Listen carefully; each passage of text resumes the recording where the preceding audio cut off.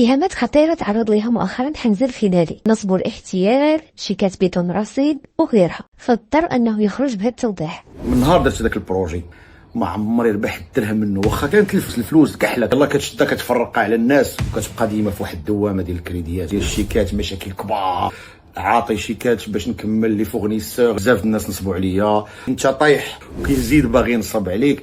كاين اللي وقف معايا مش باغي لا هذاك البروجي لا راس مال، بغيت نخلص هذوك الناس اللي بيني وبينهم الحساب ونزيد نكمل حياتي، حيت انا ما غنطيحش. ان ربي عاطيني واحد القوه، عندي واحد اليقين في الله كبير.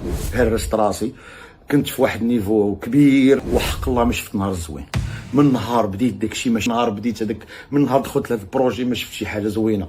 تتلاقى مع واحد عالم اخر اللي ما دياليش، ديال ناس اخرين الله يسهل عليهم، وحطيت ناس في المحل بغاو يديوه ليا، ثاني شي حاجه غنرجع عليه وغادي نبدا حياه جديده حلالا طيبا.